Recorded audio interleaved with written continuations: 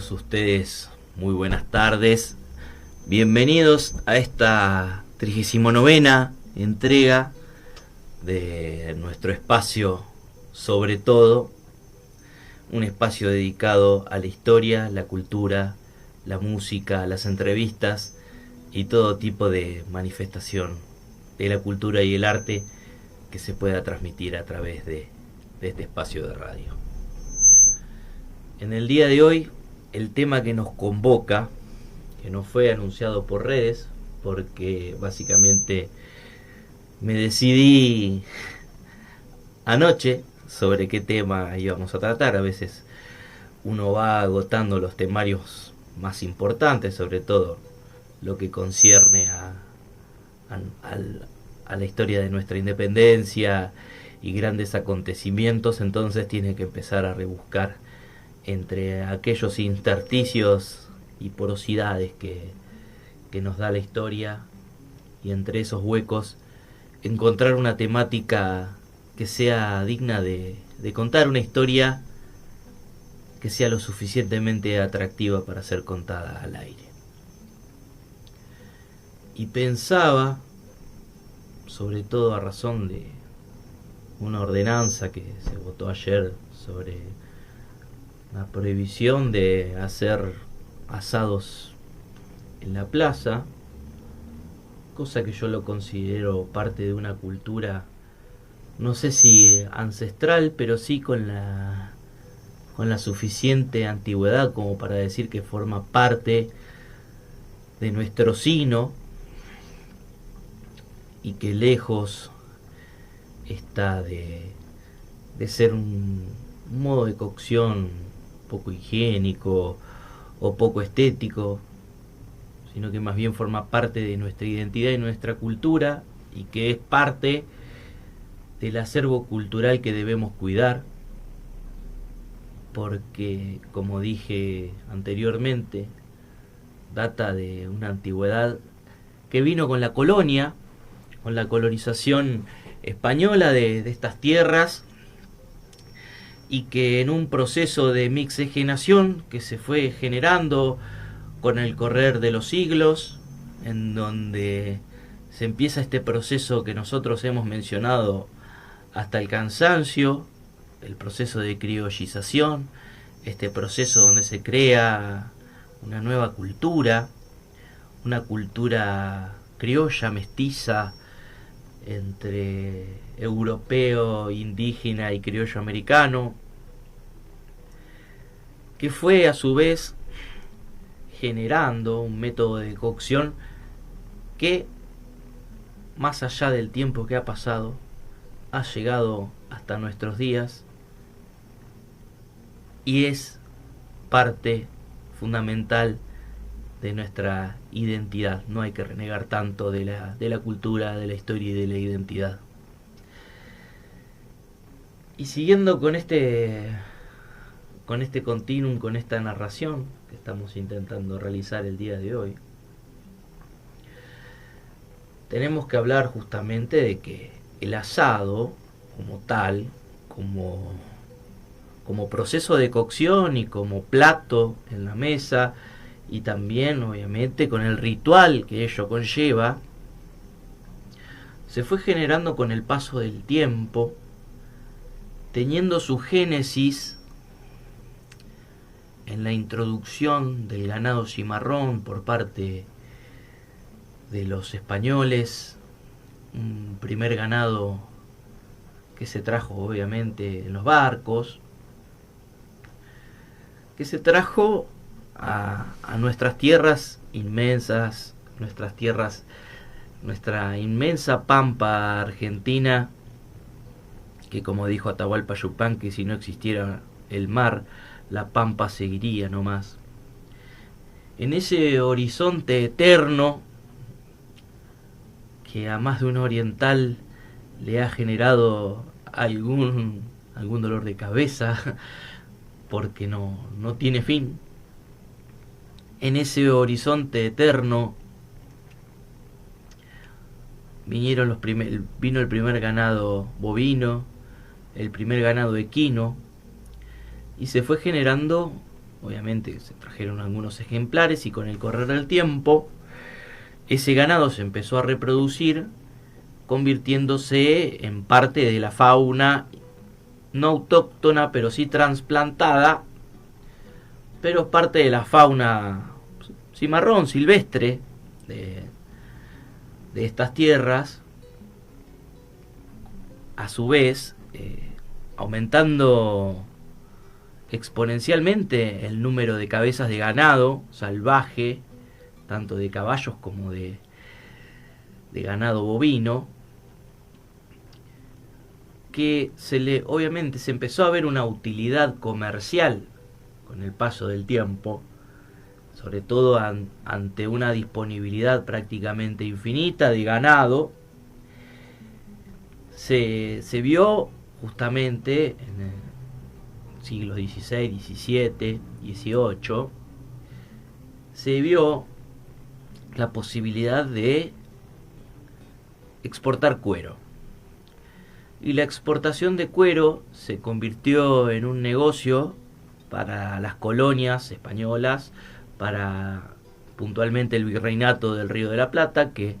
recordamos, siempre es bueno repasar los datos. El virreinato del Río de la Plata se funda, o se crea, mejor dicho, porque la ciudad de Buenos Aires, que era su capital, ya estaba fundada desde 1580, recordemos, segunda fundación. Estamos hablando de que se crea el virreinato con una nueva cabeza, una nueva capital virreinal en 1776, el virreinato del Río de la Plata, y que se sanciona un reglamento de libre comercio en 1778 que le permite a las diferentes plazas virreinales comerciar con los puertos españoles. ¿Qué es lo que permite este proceso? Obviamente, en primer lugar, como ya hemos dicho, pero como insisto, es bueno siempre repasar los datos, permitió que justamente el puerto de Buenos Aires deje de ser un puerto de cabotaje que solamente se dedicaba al comercio extralegal, por decirlo de alguna manera, al intercambio de contrabando. Pasó a ser un puerto oficializado por la corona española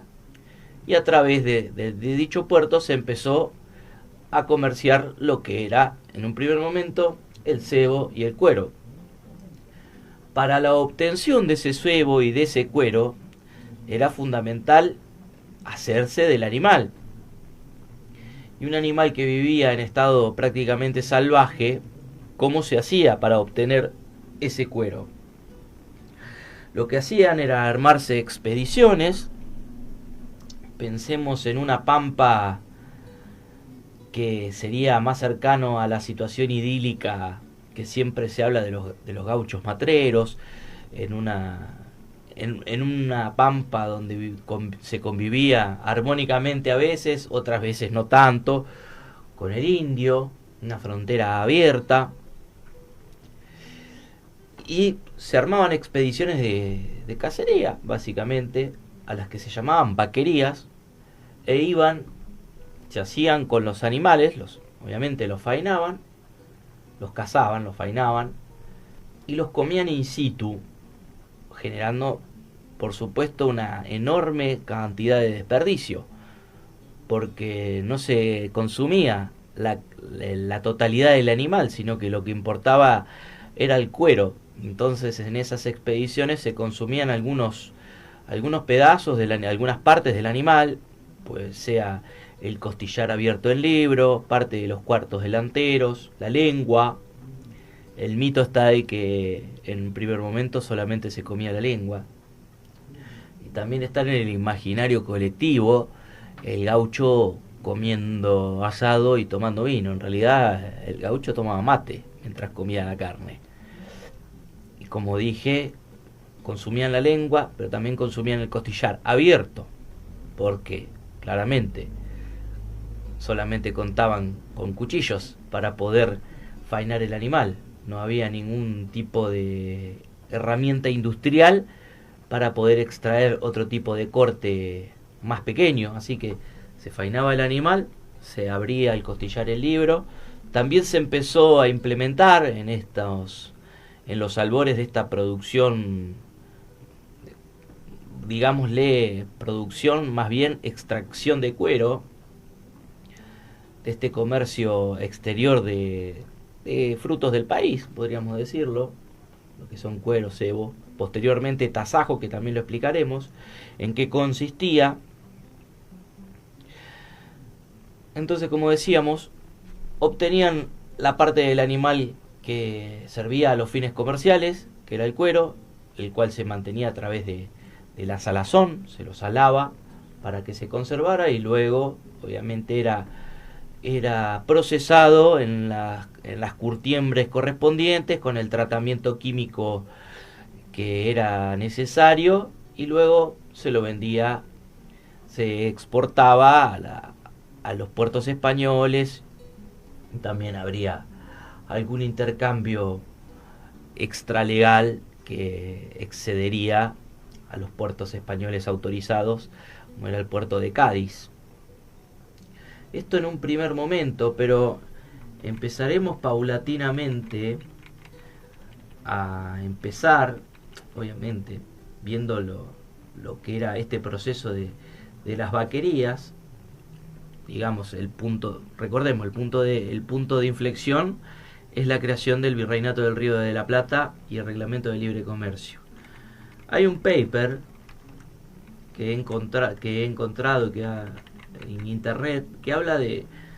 que en 1785 se exportaron un total de 1.445.000 unidades de cuero. Estamos hablando de fines del siglo XVIII, que justamente parece una cantidad bastante importante, sobre todo para las limitaciones técnicas de la época. Pero justamente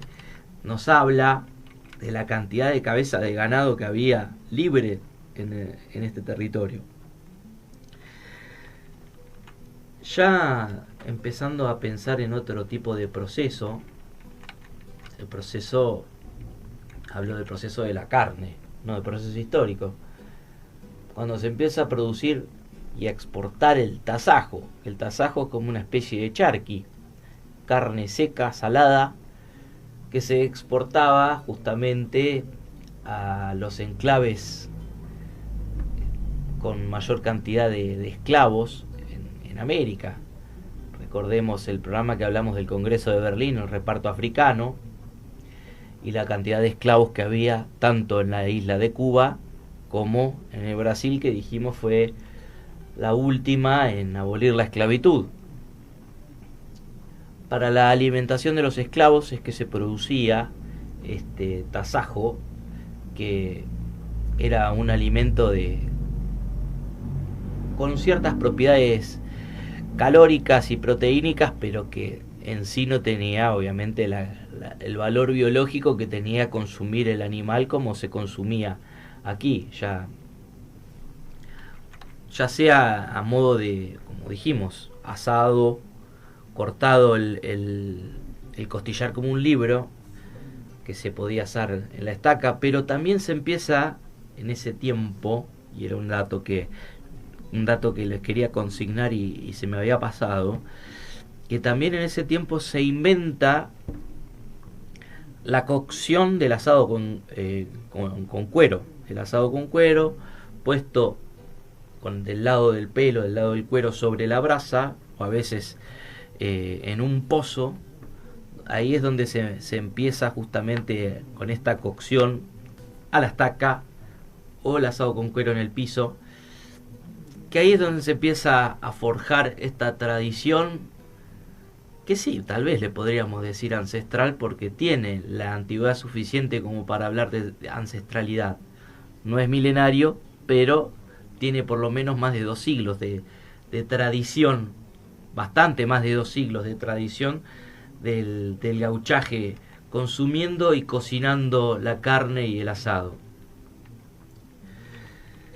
¿Qué es lo que podemos decir? Que a medida que se va ampliando el territorio productivo, que empiezan a introducirse mejoras técnicas, va variando el modo de la producción del ganado bovino, lo que a su vez modifica o tiene injerencia directa en el modo de cómo se consume el asado. Porque con la introducción del consumo y la exportación de tasajo, y también con la exportación de cuero debido al reglamento de libre comercio que ya mencionamos, empiezan a instalarse saladeros que lo que hacían justamente eran procesar el animal, procesar el cuero y exportar, y con la posterior exportación. Eso empieza paulatinamente a generar otro tipo de producción. Si a su vez le vamos sumando que se fue ganando territorio en la frontera contra el indio, que tenemos que hablar del proceso que se denomina conquista del desierto, que se va ganando frontera productiva y que paulatinamente hay un montón de progresos técnicos que se van instalando y que van modificando el tipo de producción de cada una de las estancias. En estos tiempos coloniales y hasta bien entrado el siglo XIX, ya casi finalizado el siglo XIX, tenemos que hablar de cómo estaban estructuradas las estancias y cómo estaban divididas. La estructura era sencilla, era el estanciero, el mayordomo que era el encargado de la estancia y los puesteros. Los puesteros que en estancias de mucha extensión, porque tenemos que hablar de tiempos de una producción extensiva, no intensiva, donde lo que prevalecía eran las grandes extensiones de tierra, que tal vez no se la aprovechaba de la mejor manera, pero era de la mejor manera que se podía aprovechar con los recursos de la época. Y en esa época era muy común el oficio del recero. ¿Por qué es tan importante y paradigmático el oficio del recero en este tipo de estancias? ¿Y por qué? Porque justamente el recero era el que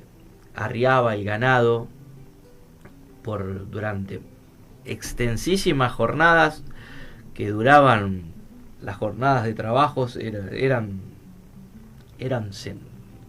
conllevaba semanas de trabajo, y recorrían miles de kilómetros con sus tropillas de caballo e iban hasta los centros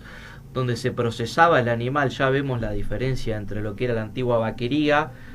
con esta nueva modalidad del recero, de llevarlo al centro de donde se procesaba justamente el animal o donde se vendía, y cómo también va cambiando el modo de producción, porque posteriormente, y ya habiendo ganado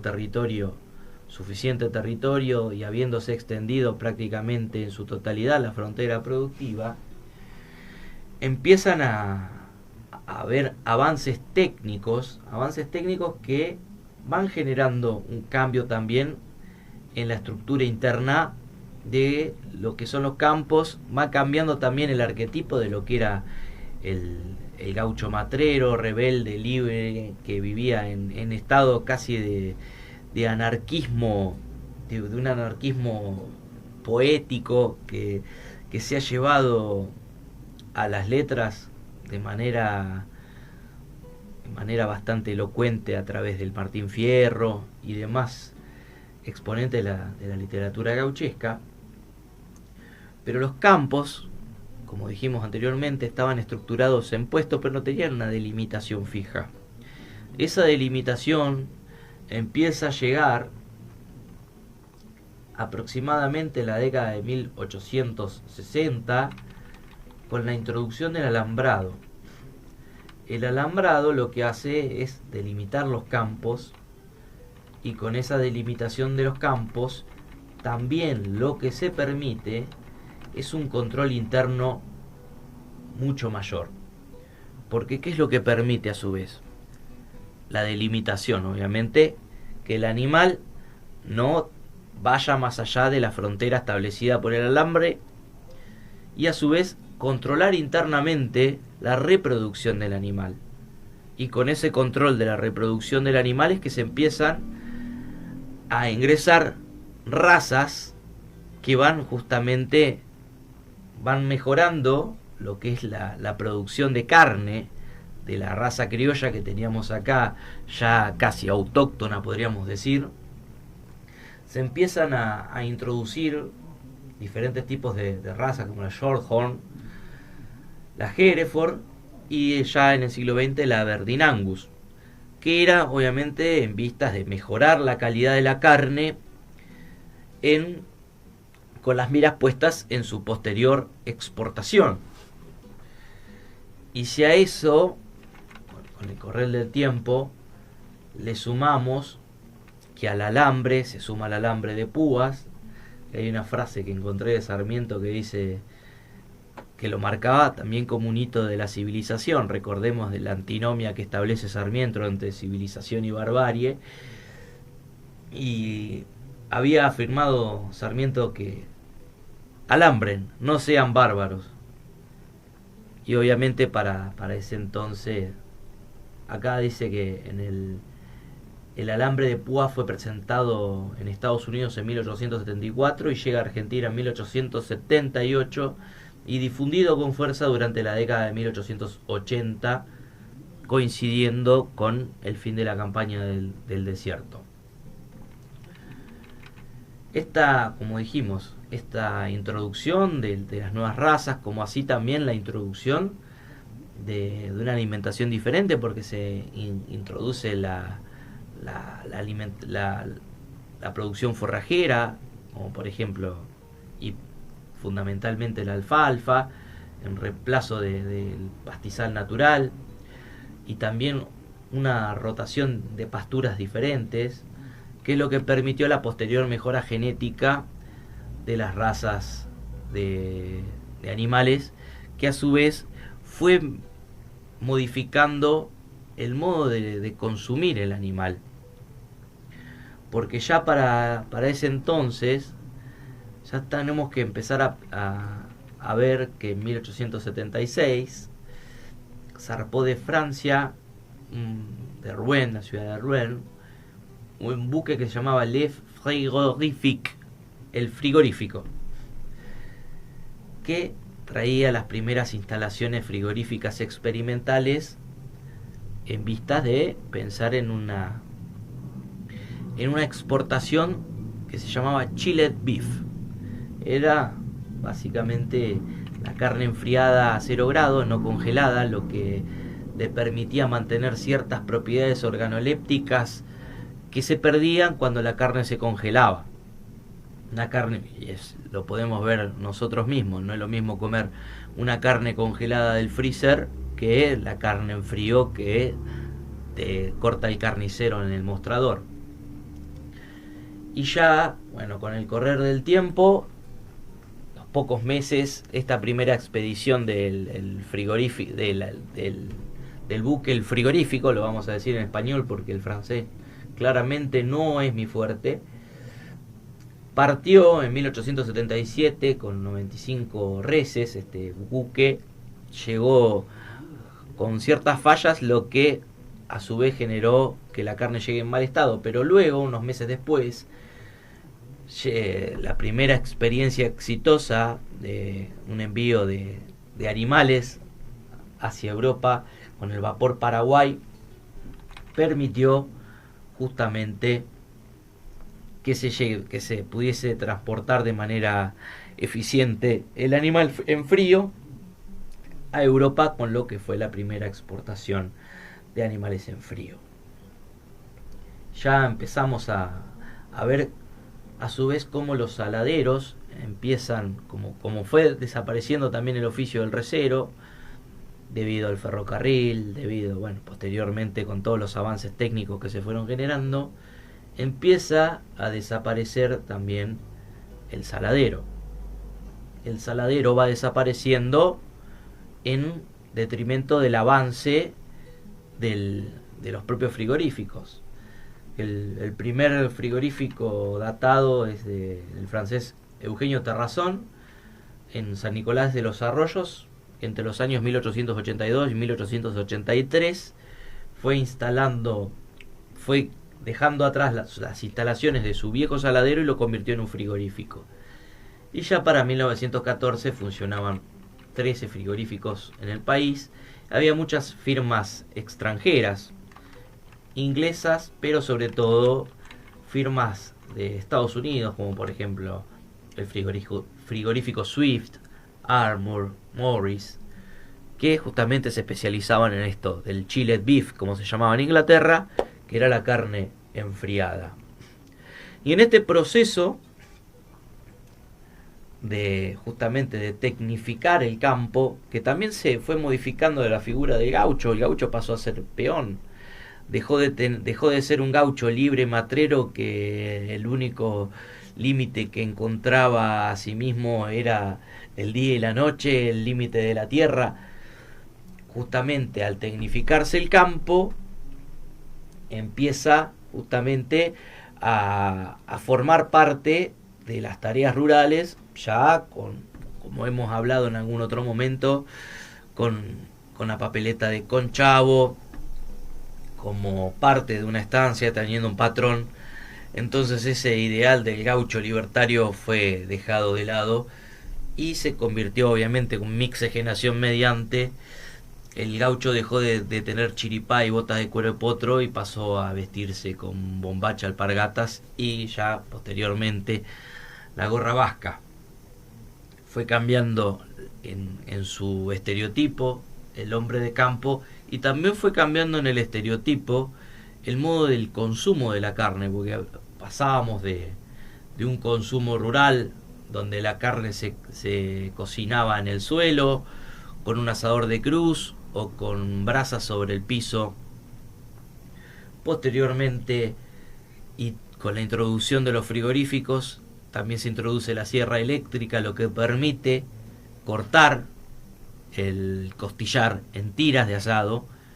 Entonces podemos decir que básicamente la tira de asado se produce gracias a la tecnificación que nos trajeron los ingleses.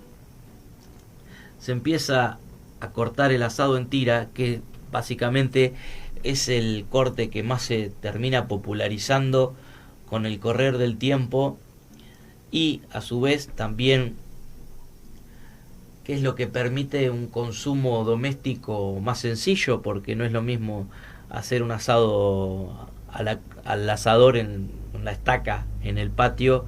que poner una parrilla, que es de mucha más fácil instalación. Y eso también permitió a su vez una multiplicación y una llegada a todos, o básicamente a casi todos los hogares de este país, que fue a través del corte del asado de tira y la introducción de parrillas domiciliarias, que ha hecho o permitido una mayor masificación. Entonces, habiendo hecho esta explicación bastante resumida, obviamente,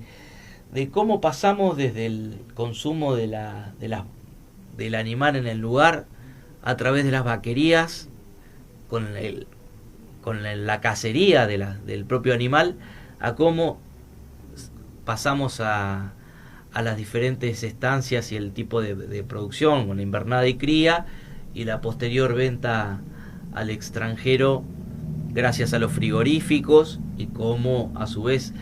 el procesamiento de los frigoríficos fue modificando y pasamos del asado con cuero hecho en el piso al asado de tira hecho en la parrilla.